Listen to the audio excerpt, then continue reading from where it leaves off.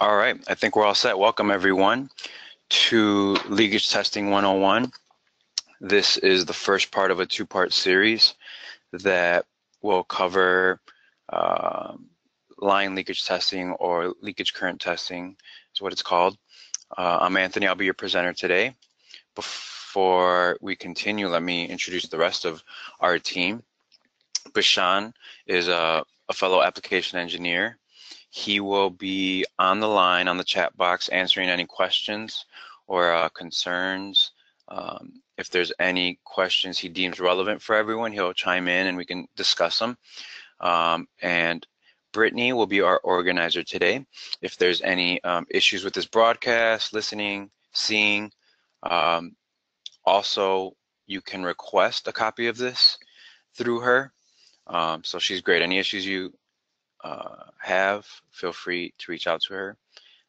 So, as I said earlier, Bashan is on the Q&A, so do not hesitate to ask questions and he'll answer them as we go.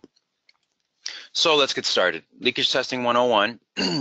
We're going to touch on shock hazards, potential shock hazards, effects of current on the human body. You know, what do different levels of current do to us and how do we react? We are resistors, right? What type of human body impedance do we have?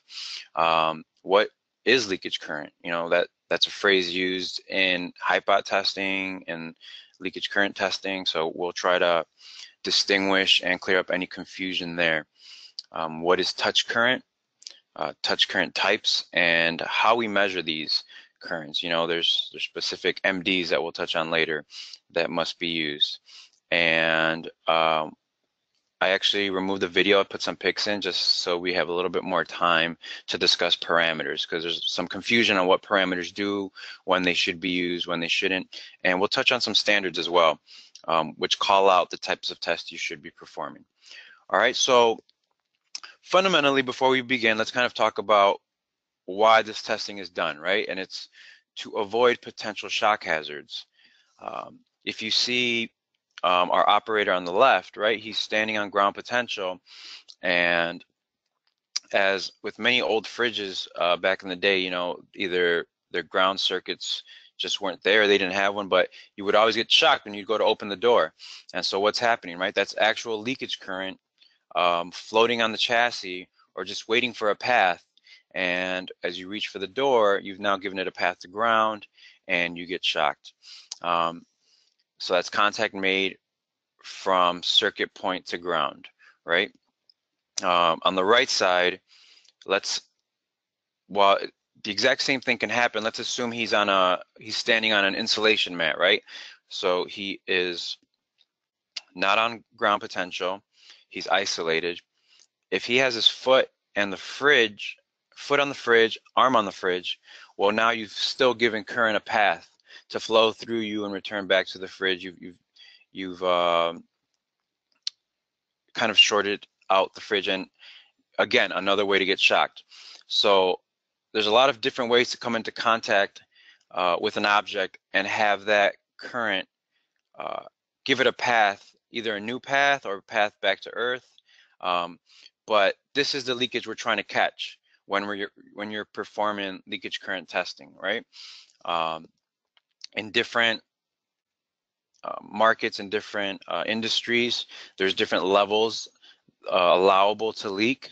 Obviously, from a medical device where something is actually touching you, hooked up to you, we need to be very strict, make sure leakage is limited. Where in other industries, you're given a little bit more leniency. So let's talk about the effects of electrical current on the human body.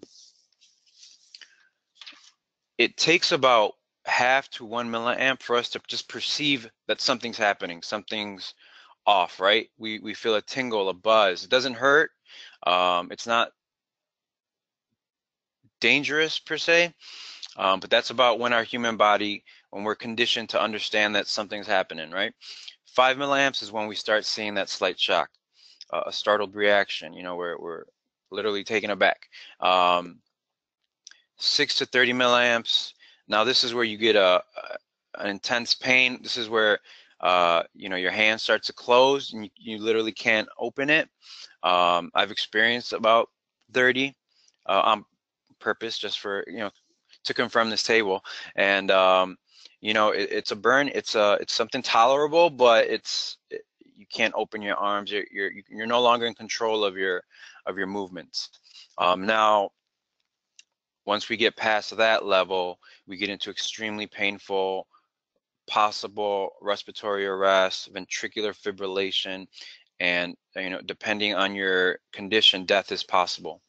And beyond, honestly, beyond that, even 1 amp, you know, severe burns, cardiac arrest, and most likely death. And my annual webinar restart request has arrived. Postpone. So these effects are for voltages less than 600 volts. Many electrical safety testers can output voltages in excess of 5,000 volts, which here at AR we do make, which can cause more severe reactions at lower current levels. So again, what type of damage can be done to you when you're shocked depends a lot on your health condition, on your surroundings, and you know, the level of voltage and how much current you're actually seeing.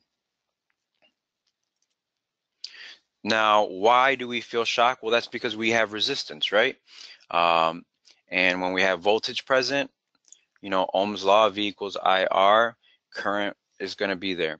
The human body on average has about 1,000 to 1.5 K ohm resistance. You can see through our body, right, from our arms to our chest to our legs. A direct path from the first slide, right, where the operator was touching the refrigerator, we see about 1,100 ohms there. So our outer layer of skin provides the largest percentage of body's electrical resistance, right? We're in essence a human wire, where our skin is our insulation, right, as any wire would have. And internally, our nervous system, you know, our blood vessels, they're almost perfect conductors, right? So current will flow easily once our skin is punctured. All skin has a breakdown voltage, just as your products do, which it ceases to act like a resistor and is simply punctured, leaving only the lower resistance body tissue to impede the flow of current through your body. The parts of the body which conduct the electricity the best are the blood vessels and nerves, right? So again, we're kind of just building up a little bit of a background on why testing is done, the harms of leakage current, and then we'll push forward into the actual testing and how to do it, what it means, and so forth. So this might be information we've covered in the past, but it's just good to revisit and solidify this foundation. The current required to light a 7-watt 120V lamp or light bulb, right? Let's do the math. 120 volts, and if I'm the wire, right, at 1,000 ohms, I'm already looking at 120 milliamps going through my body. So that's more than enough, if we remember our table, to cause death. So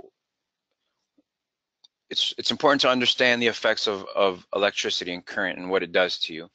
This is why we hypot test. This is why we do ground bond testing, right? To verify that our ground will be the path of least resistance, because we know current is very efficient. Some say lazy, I say smart, right? It takes the path of least resistance. And if you're that path, it won't hesitate to shock you. Let's see. So why we test, right? There's 4 main reasons why you should safety test your products prior to shipment.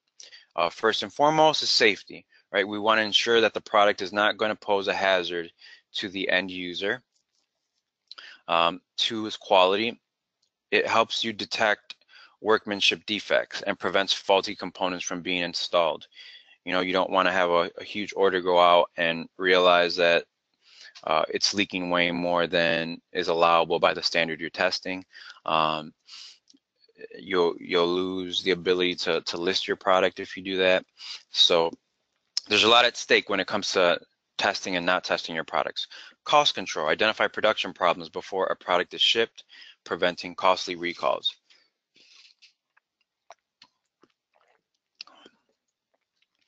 For liability, you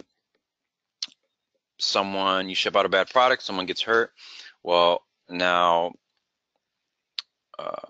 that's a whole different can of worms. You prevent product liability suits because the responsibility of performing an electrical safety test ultimately rests on the manufacturer. And this is why, we have software that keeps test records for you. This is why you have a specific test procedure. You need all checks and balances appropriately recorded. So if an instance like this does occur, you can say, when it left my facility, it was tested, it passed, here's my records, here's my testing procedure, and you pass an audit, right? So that's kind of another side of the business that is sometimes ignored, right? Keeping records of your testing. The bottom line is that if you want to get your product to market and it can pose an electrical hazard, it has to be tested per various standards per approval. Now, let's talk about the different types of classes when it comes to electrical devices. So NRTL, which stands for Nationally Recognized Testing Laboratories, their standards dictate that electrical products incorporate 2 lines of defense to protect the user from electrical shock. I think we're very familiar with these. We understand what they do, how they do, but let's just go over them to refresh our memory. So insulation, we know, it's a barrier. It separates power lines from low voltage circuits. It separates power lines from isolated power supplies. Pretty much separates the user from the current carrying conductors inside of a product, right? Safety grounds, well, that's kind of a last line of defense in products, right? If my product has had a fault and is now leaking, well, luckily I have that ridiculously low impedance ground circuit to collect all that leakage current and send it back to earth, as opposed to the user being shocked. So again, to reiterate, it allows dangerous fault currents to return to system ground, enables circuit breakers to be open, right? If there's a GFI, GFCI involved, safeguards against fire, protects against damage to electrical equipment. It's another way to protect your components by making sure any leakage current is going to ground and isn't overheating valuable components. And so it's very easy to kind of remember the classifications of these products. Class 2 products only have 2 prongs, right? So it's missing a ground circuit. And what's left, class 1 products have the 3 prongs with the ground circuit. So again, class 1 products terminate in a 3-prong line cord, line, neutral, and ground. The ground prong connects to the product chassis, and you get safety through, so here's your 2 layers of defense, right? Basic insulation and proper grounding. While class 2 products, they just terminate in a 2-prong line cord, which is just line and neutral, so you know there's no ground circuit. So our dual defense is just a dual layer of insulation. And while this is the leakage current testing webinar, on a class 2 product, recently we've gotten a lot of inquiries on, how would one high pot a class 2 product if you don't have a ground circuit, right? Because what's the high pot test? Predominantly, you're testing from mains to the ground circuit, the insulation in between, right? Well, can any breakdown occur? Will any current leak through it? And there's 3 kind of ways to go about that, which I think, while being extremely fundamental, it's very effective, which is, wrapping your product in foil and returning on the foil. You just need to give that leakage current a conductive path to travel on, right? Another option is dipping their product in saline solution. So the live parts are not in the saline solution, obviously exposed in the air, and the rest of the insulation is in the saline. Leakage will flow through the saline into an electrode back to our return. And lastly is just a custom fixture, right? You can get as crazy as you want with that, right? Have 2 metal plates enclosed on your product, return on those, apply high voltage to mains. Again, so that's high pot leakage current, right? And so I call that leakage current. I call what we're talking about today, right, which is leakage current testing, leakage current. I feel like that kind of can create some confusion. So before we move on into defining those, I kind of want to, let's give a poll question. Our poll question today will be, while both high pot and line leakage test measures leakage current, which of these characteristics distinguish one from the other? A, line leakage always leaks from line to ground. High pot leakage is always purely resistive. Line leakage occurs when DUT is powered on. Or there's no difference. Leakage current is leakage current. And they're both measuring the same type of leakage current. So I'll let Brittany open that poll. You guys take some time and answer it, and we'll discuss the results. I think this is a common question we get a lot of calls, so it's good to go over it and not only say if they're different, but why they're different.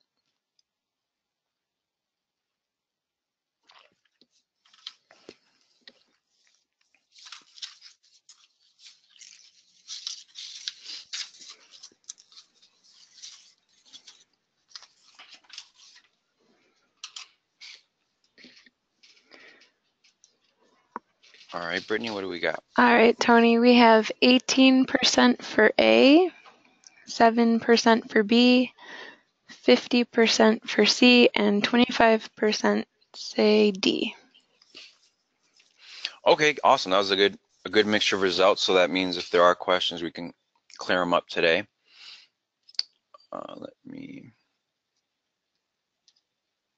So the right answer is C. Okay, line leakage occurs when DUT is powered on. That is the distinguishing feature of leakage current testing. High pot testing is, for the most part, powered off. There is hot high pot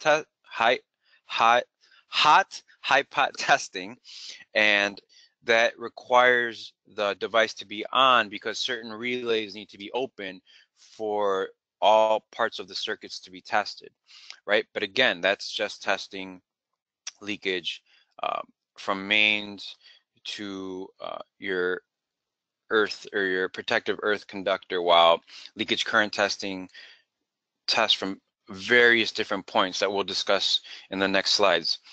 But first, let's discuss high pot leakage current just to kind of clarify what it is.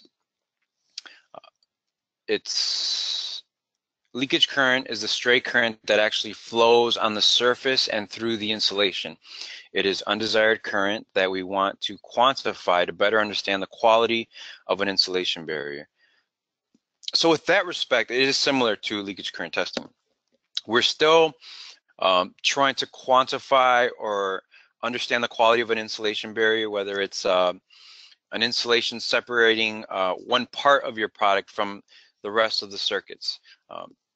We need to understand that there is a capacitive part to our leakage current and a real part, right? If you're testing an AC and your product or the two circuits you're testing have a capacitive characteristic to it, well, you're going to see some imaginary current, some charging current, right? Because in AC, you're constantly oscillating the voltage.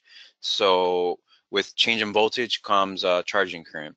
Now, there's a purely resistive part to that too, right? Which is usually very close to zero because in reality, it's tough for current to leak through such strong insulation, which is what most people see in a DC test, right? DC test, for the most part, you see close to zero leakage because you're only getting the purely resistive part of that leakage, right? You only see a bit of capacitive current or charging current when you're going from your 0 to 1,000 volts, but again, that can only last, half a millisecond, if not that.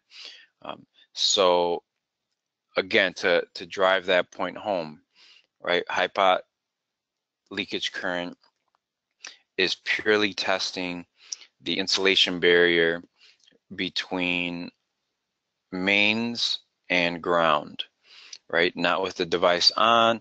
The device on creates a lot more effects on leakage current, right? You can see potentially an increase in it. So there are two distinguished different types of leakage current. Just to clear up the other answers, line leakage always leaks from line to ground.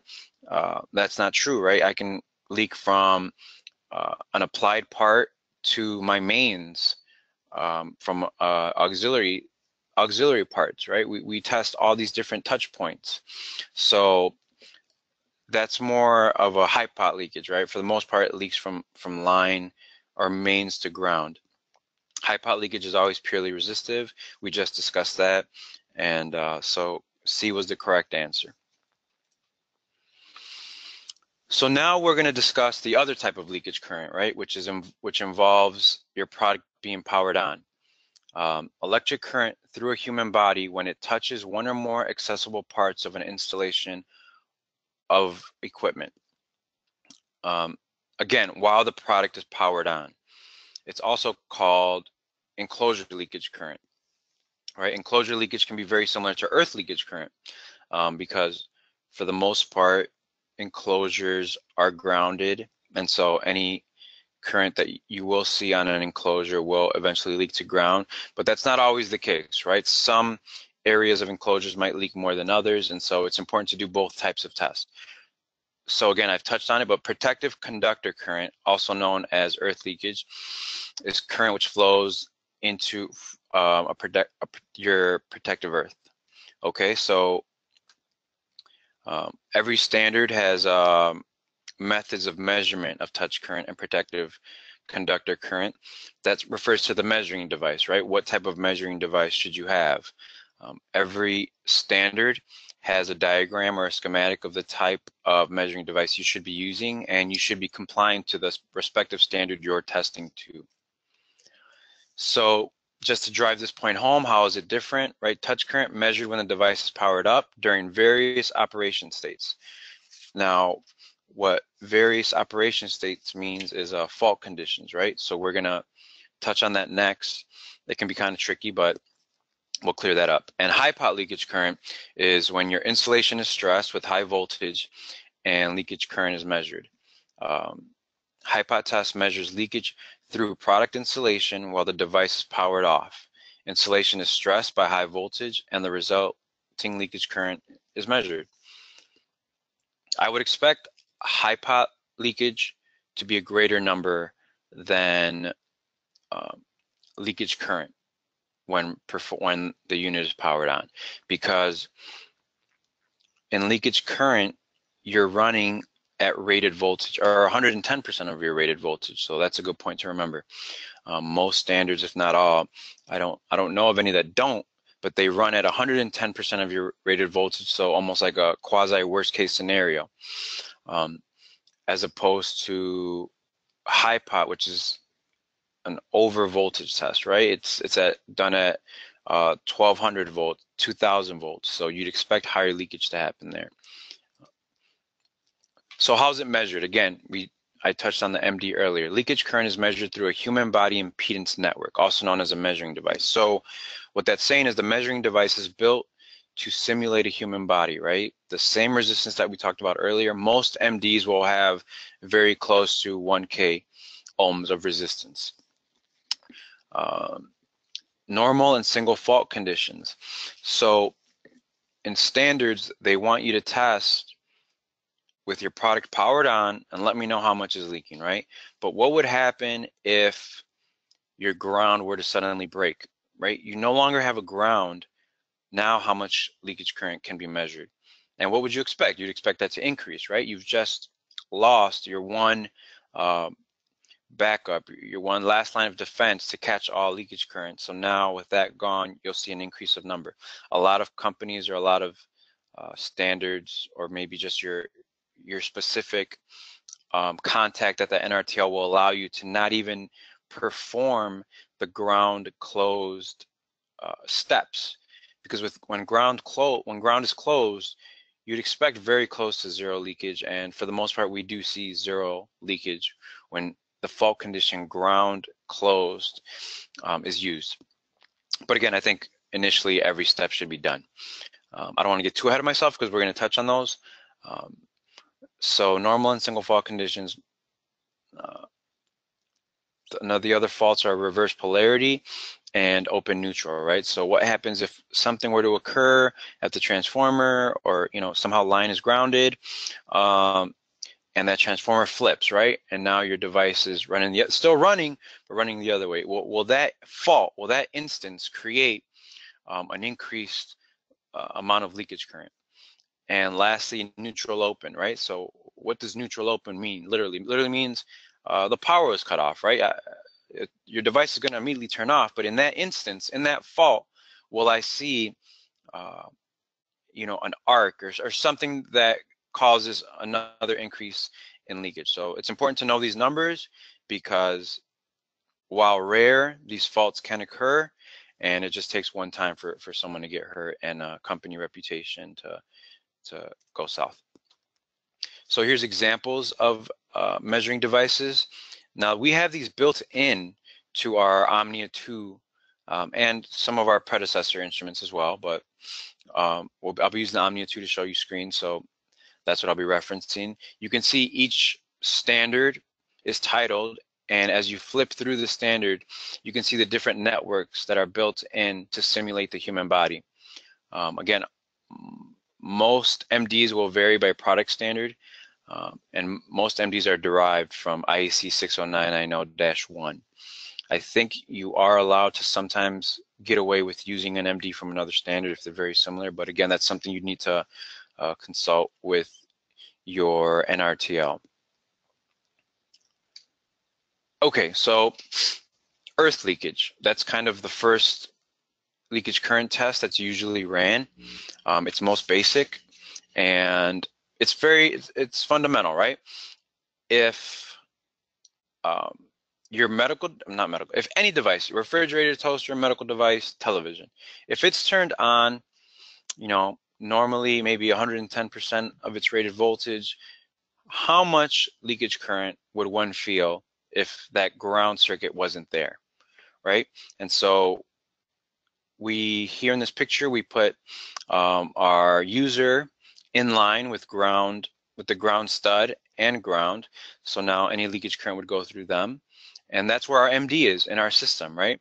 Our MD is between line and ground, and any leakage that comes from the mains to ground we'd catch on that MD. So it's, again, very fundamental. Earth leakage, how much are you leaking to earth when your device is running? But you must do these with every fault condition, right? So it adds up. It can be 8 steps total with every fault condition, maybe 16 if you now need to test at 120 and 240, also with that 10%, 132, 264 volts. So these tests can be quite long, test paths. Enclosure leakage. So I don't want to know how much is going to earth. I want to know how much, if I touch a specific point on the device, will I feel? So what do we do then? Then we put our measuring device between the probe high to line. So between line and my probe high. So my probe high will be connected to your touch point, clipped on, and now my MD is between where I'm trying to measure. So that's called enclosure leakage. How would a user feel that, right? In a medical device, if they put 2 hands on it, your ground is no longer relevant in this type of test, right? I want to know at this specific point, is leakage higher than at other points? So maybe the cumulative leakage in your earth leakage result would be, parts of different touch points, if that makes sense. So our very talented graphic designer made this awesome slides, and I put in these horrible pics, so she's gonna hate me. But I think it's important to go through each parameter to understand what it means, because it's easy to leave something at defaults and just, run your test. So I want to kind of hammer down what each of these parameters do so that everyone has a good sense of what they're doing when they're testing. So some of them are very self-explanatory. Leak high. What does your standard say is your allowable leakage value? It might be 100 microohms, might be 200 microohms, might be 5 milliamps, it's 5,000 microohms, so microamps, sorry. So we will set that value, and once the Omnia sees more leakage than that, it's going to trigger a leak high failure. Leak low. Is leak low necessary? No, right? Why do I need to leak this much? But if you know that your product leaks a certain amount, let's say you're allowed to leak 200 microamps and you know your product leaks about 50 microamps. Well, if you want to maybe do your due diligence and secure uniformity in your product, I would set my leak load to 20 microamps, because if I'm ever under 20, well then I know that maybe my product didn't turn on, maybe uh, something's different in the manufacturing process, or an operator accidentally disconnected something, you know. So if you didn't have that leak low, then there's a potential for false passes, or a potential to not catch, failures. Um, so it's good to use volt high, volt low. This is just, what are you powering your device on at? Now that you've identified that number, maybe 132 volts, you can set your volt high to maybe 136, your volt low to 132, 128. Just to make sure that your device isn't drawing too much current that makes the voltage dip or rise, right? Just another way to identify a characteristic of your product. Dwell time. So dwell time is your actual test time. In this time period, I'm going to judge you. I'm going to either fail you, pass you, and this is where you get your results.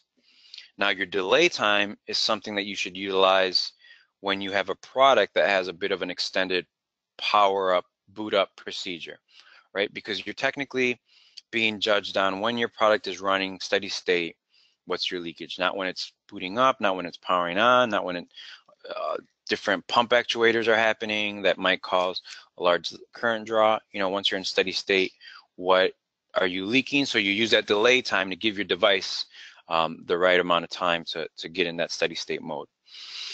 And on the right side, you can see my neutral, reverse, ground measuring device and probe. So neutral, reverse, ground, those are the fault conditions that we referenced earlier, right?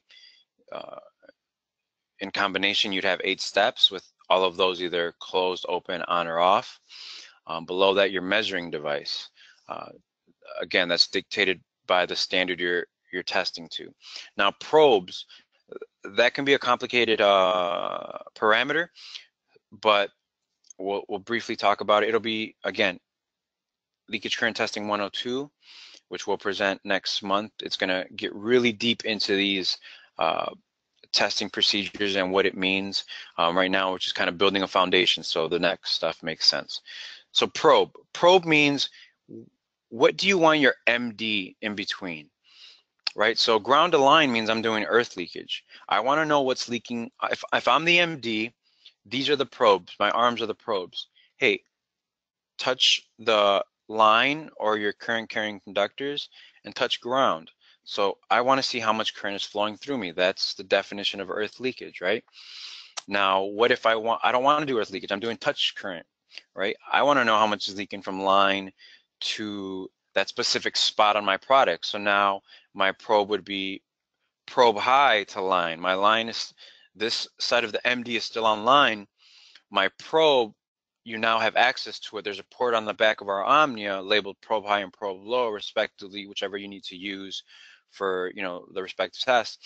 But you plug in an alligator clip or a lead to probe high, and now you can literally test any point of your product. So that's how you do touch current. And then there's other types of leakage current tests where you're no longer looking for leakage coming from line. You want to know leakage coming from a specific touch point part to another specific touch point part. And that's when you would set your probes to probe high, probe low. I now have access to both. I now have leads coming out of my probe high, probe low. You have access to send the MD anywhere on your device. So that's the purpose of our probe configurations. It's a convenience to help you perform all these tests, allow you to do them automated in an automated fashion. Just every step, you need to make sure that your probe configurations are at the right setting. Now that more button under probes would take you to the bottom picture on the right. Leakage. RMS. So I want to know what you want me to meter your leakage in RMS or in peak. Again, I think RMS is default. All these different parameters and options that we added are come from decades of experience of what our customers are asking. So somewhere down the line, just for R&D purposes or for research purposes, they want to see the leakage in peak, or they want to only measure the DC portion of the leakage, which is another parameter coming up. So all these might not be applicable to your application, but they allow for advanced testing to allow you to gauge the characteristic of your product. Active link. So active link is, I believe, a patented feature that we have, which is extremely convenient, right? I just did an earth leakage test where I passed, I ran it. Now I'm doing touch current leakage. And the first fault condition is, well, not only that, right? So I run a step, I run a next step. Well, the Omnia just finished a step, so it's done outputting. It's done doing what it's doing until it gets the signal to run the next step.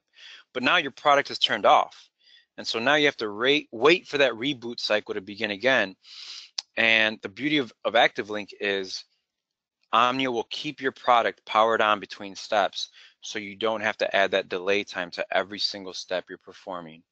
In contrary, now you can literally have no delay times in every subsequent step after your first one. So it just cuts down your test time by minutes. So we are at step name. Step name's title this step, earth leakage. Defaults, obviously I will send all my parameters back to defaults. Now there's a more option. So that more option will take you to this top right screen, which gives you AC source. We'll get to that in a second. AC/DC, what component of the leakage do you want to see? Here we have total, right? AC versus DC, but if I were to click the soft key, it gives me the option for AC or DC. And I actually have seen some standards that say, hey, you only need the DC portion. And so these filters that we've added, again, came from a necessity for customers testing to certain standards, and they just needed to see that DC real portion of their leakage. Excuse me. Select meter, this is just more customizable stuff. What is the predominant meter you want to see on your front display? You can move them around, make them larger, smaller. And again, ranging mode, auto, or do you want it fixed? Now, when I hit that AC source button, it takes me to that bottom screen.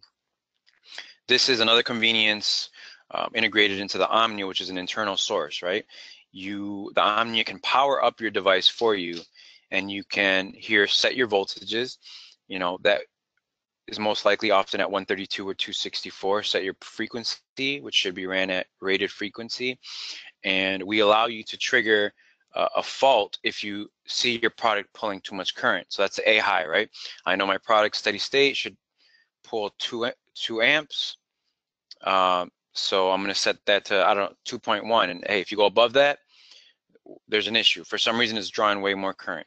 So it allows you to kind of run a functionality test within this LCT test. Open NG, so that allows you to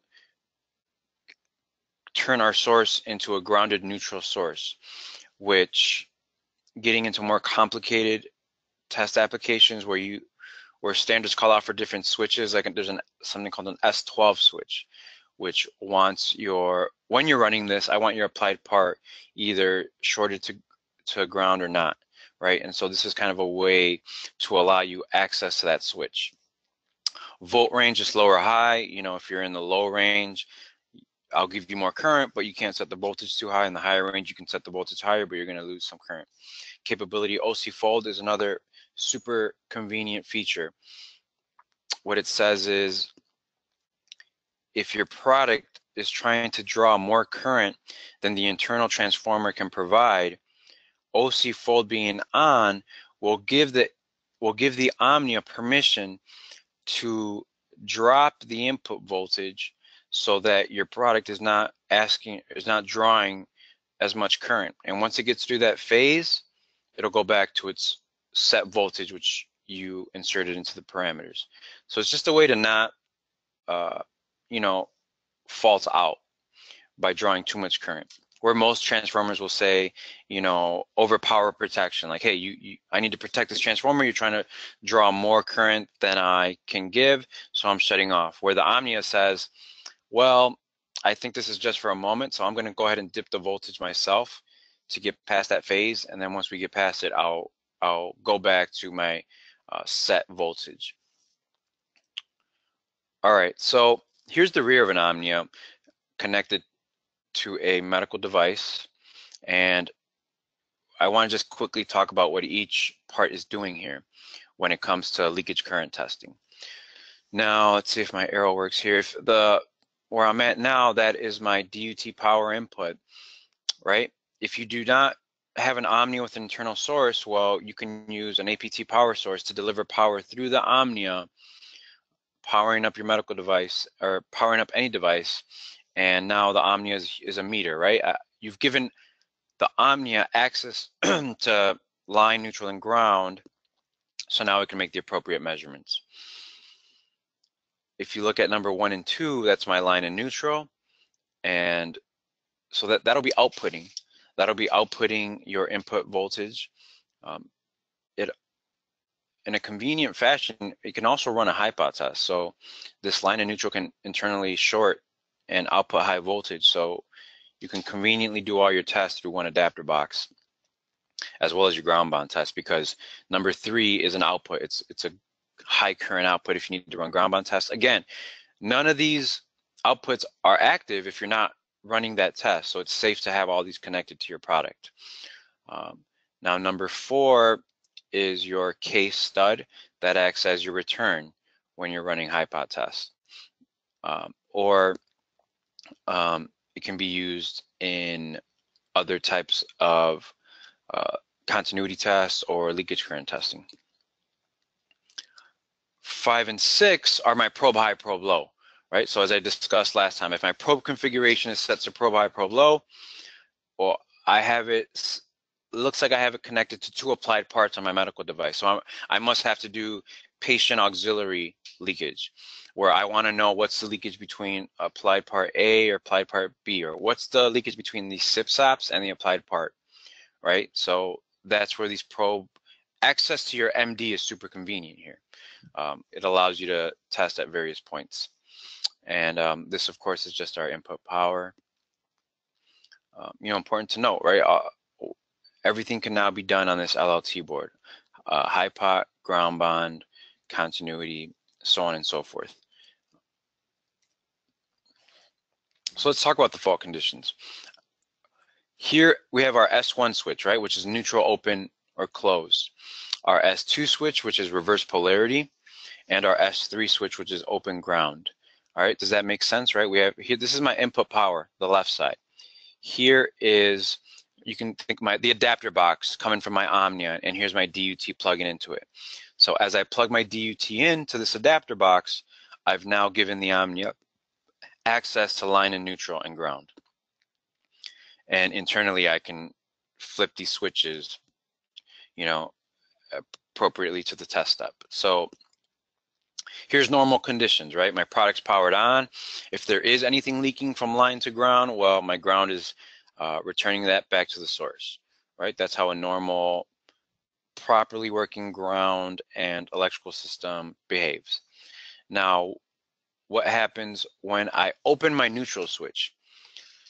My product is powered off now, right? But did that fault condition create, you know, an instantaneous increase in leakage?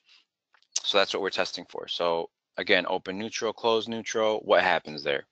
Now we have reverse polarity, right? As you can see, we've reversed the polarity. My product is still on. For a moment, you know, current might be flowing in a different path, different way. I want to know what happens in a hospital if I'm in a bed and I'm connected to a product and somehow the line is shorted to ground and that internal transformer is now flipping polarities, what happens? But again, in all these instances, my ground is closed, right? So my MD is being shorted. So I'm going to read 0 leakage. Not until I open my ground will that current need to flow through the MD to return back to its source. And that's where I get leakage readings. That's where my meter starts showing me some values. So earlier, that's why I said some companies don't even perform closed ground, because when you do that, you short out your MD and you're going to get 0 leakage. You know, it's when ground is open, when leakage has no path but to go through the MD.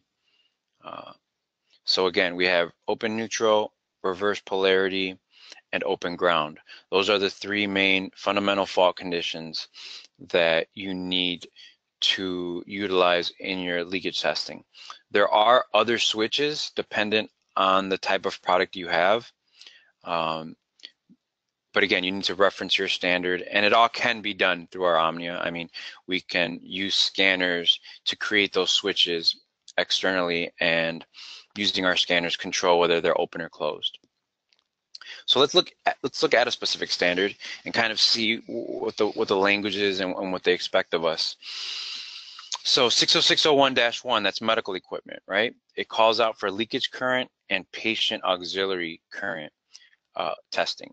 So you're required to test in normal conditions, single fault conditions, and you inevitably test in double fault conditions because your polarity will be reversed, your ground will be opened. All 8 of those conditions will occur.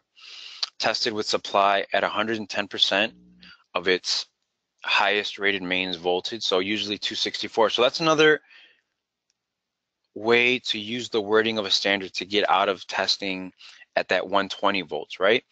Tested with supply at 110% of its highest rated mains voltage. So most things can run from 110 to 240. So if I test at 264, well, I've done the minimum required, what the standard tells me to do. Now there's companies that will say I need to know how my product behaves at both, at 132 and 264, and that's commendable, and we think that should be the norm, right? You want to know how much leakage occurs. Maybe something crazy happens at 132 that doesn't happen at 264. You'll never know that if you only test at 264. So here's your pass criteria. Earth leakage, you must leak less than 5 milliamps, right? Which makes sense. In normal conditions, 10 milliamps at single fault conditions. Now touch current, drastically less, right? 100 microamps, normal conditions, 500 microamps, single fault conditions. And why is that, right? If your product is leaking 5 milliamps earth leakage, well, you have an earth. You have a protective earth circuit, right? You've ground bond tested it. You know the integrity of your earth is sound. So all that leakage is going to go through earth anyway. But in a touch current, you're usually testing somewhere that's isolated from ground, meaning that's actual leakage that a patient will see, right? And so we need to limit that to levels that aren't harmful, especially when someone's, for a heart condition, current can mess with the rate of your heart's beat, and imagine not being able to identify where that's coming from, right? So you need to, these tests are important for patient safety. Let's see that here we kind of have a bit of more information of what specific section in the standard. You can find these sections, and they call out for patient lead to earth, mains and applied part. For F-type patient leads, again, F-type is a type of insulation rating, or a type of applied part which dictates the insulation it has. Mains on SIP-SOP, or signal input output ports. These are all a bit more complicated to set up, but they can be done easily with our Omnias. And again, I'm part of the applications team, and as Bashan is, who's answering your questions today. So that's what we're here for.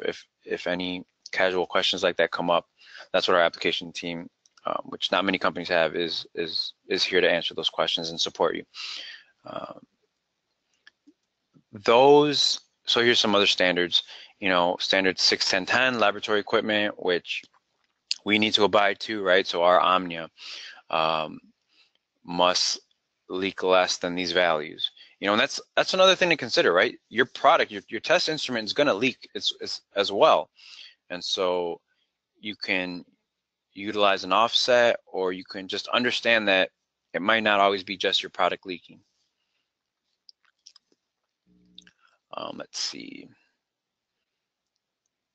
Here's our IT equipment, standard 60950.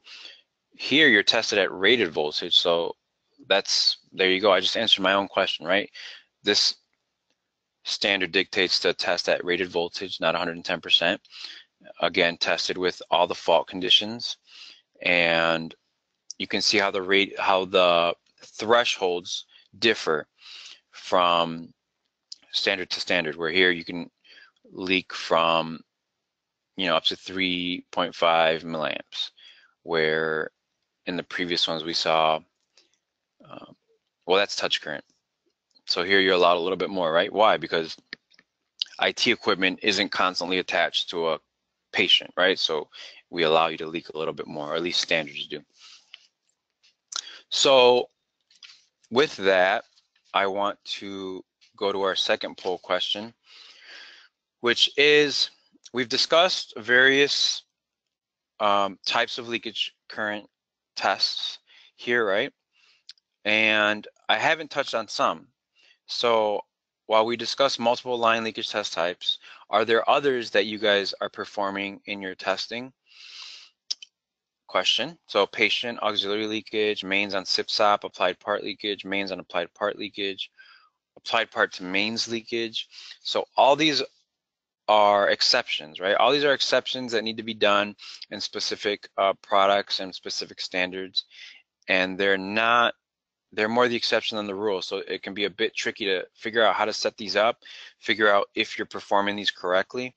And next month, that's all we're going to be talking about on the next webinar. All right, these one-off, more intricate types of leakage current tests that you might be performing, but not 100% secure that you're performing it correctly. So I will let Brittany open up that poll question, and we will see what the results are.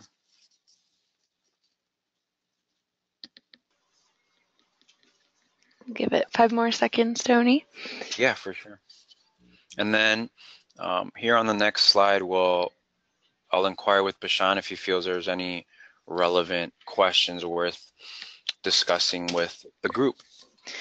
All right, so we have 25% for A, patient auxiliary leakage. We have 15% for B, mains on SIP-SOP, 40% on mains on applied part leakage, and 20% on applied part to mains leakage. Okay, so that's interesting because, again, while I don't know every standard, if you're doing mains on applied part, well, maybe your product doesn't have a SIP-SOP, right? That can cause a little bit of disparity in that 40% mains on applied part leakage and only 15% mains on SIP-SOP applied part. But from what I've seen, if you're doing one, you're almost should be doing the other as well, per the standard. And that goes for, if you're doing mains and applied part to mains leakage is usually required. And if you have SIP-SOPs, they want to see what happens if you send the line of a T2 or transformer 2 to your SIP-SOPs. Will that affect the leakage from your from mains, right? Your mains and applied part test. But now I just want to put mains on SIP-SOP and see what happens. So it'd be from line to mains. So your probe configuration would be from probe high to line. So what I'm saying is my probe high will be on the applied part, right? The other side of the MD is on the line. And I'm just going to randomly have a second transformer's line touching my SIP-SOPs. Will that change my touch current leakage? All right, so appreciate your feedback. Again, we also do have a consulting program where if you feel, you don't have experience with our instruments, you don't have experience with standards, let alone setting up an instrument to test these specific standards and identifying what tests you should be running. That's a service that we provide, and we're here to help. So here's kind of another test system setup, and I think if there's any questions, this would be a good diagram for me to reference. If not, we can just go over it again. Here we have our DUT input power. You should at least have something when people are calling and ordering instruments. You need to know how much power your DUT draws, right? Because you're stuck in the mud if you've bought a source that isn't good enough to power your device, not at 240, but 264. At 264, your product's going to behave differently. So you want to make sure that source has enough juice to power up that product. Here's our adapter box. Again, this is kind of a convenience in testing where you can run your high pot, your ground bond, your line leakage, your IR test all through this adapter box. And here's our probe high, probe low, which allows you to do those extra leakage current testings, right? Patient leakage, mains and applied parts, et cetera, et cetera. And we do have AutoWare software. So AutoWare is pretty convenient. It autofills all 8 fault conditions for you, so you know you're testing at each state. And again, keeps records of your results, keeps a raw data log of each file that's ran, and we support it, so if there's ever any issues with it, we're here to help. So if there aren't any more questions, I think we're just on time. Feel free to contact us. I'll let Bashan or Brittany chime in real quick. Yeah, Tony, just a real quick few questions about why low limit should be used. I think if you address that, that might work for a few questions that I had. Yeah, I think I touched on it earlier, but to clarify, you don't need to use it, right? You don't need to use it. There's no standard that says, hey, you must leak this much. But when it comes to quality, low limit is important because let's talk about just testing in general, right? High pot test, and this applies for high pot testing and leakage current testing. If I don't have a low limit and in a high pot test, I forget to connect my return clip, right? I have my high voltage to my mains, my line neutral, and my return clip to my ground, my protective earth. Let's say my protective earth internally broke off, or let's say I forgot to clip this. I'm going to pass that high pot test because you're testing air now, and air is, infinite resistance. So you're going to pass the test, you're never truly tested it, and you're going to ship it out. But with a low limit, if I've tested that product, let's say 10 times, 100 times, and I've identified a median, a characteristic of how much my product leaks, well, now I can use that number to manipulate my low limit value to be able to identify, hey, something's out of here. My insulation isn't that good, right? It's not as good as air where I'm leaking 0. So this allows you to catch false passes. It allows you to identify, if you're not ground bond testing, that there might be an issue with your ground circuit internally. And also gives you peace of mind that every product being shipped out has uniformity. Hey, you can, even in high pot testing, right? For the most part, they look for breakdown, but if you know you leak 3 milliamps as an average, well, set your high to 4 milliamps. Even though your standard says you're only looking for breakdown, you want to be confident that your product is being shipped out and there's uniformity amongst all your products, so you're never surprised by anything, right? If you have a product that leaks 2 milliamps, 7 milliamps, 9, but you're not breaking down, right? Sure, per the standard you're passing, you can ship them out, you can sell them, but you haven't done your due diligence to identify why that's happening, right? And so that's kind of the importance of a min limit, which is why, again, from feedback from our customers and just understanding the industry, we created that parameter. So Beyond that, if there are any other questions, feel free to send them to the chat. We'll answer them via email. If you'd like a copy of this presentation webinar, feel free to contact Brittany at brittany.soha@arisafety.com. That email might be changing because she's getting married in less than a week. So big shout out to Brittany. Congratulations. Good luck. And you can send her gifts to that email address as well. And check out our website for more information, arisafety.com. We have all our webinars archived on there. And if you want to use these for trainings, we also make custom webinars. Again, part of our consulting. If you send us a product, we can pretty much perform the full gambit of testing you're doing and create a webinar for your operators to just learn from. So join us for our next webinar, October 11th. This will be Leakage Current Testing 102. A lot of valuable information that builds on this.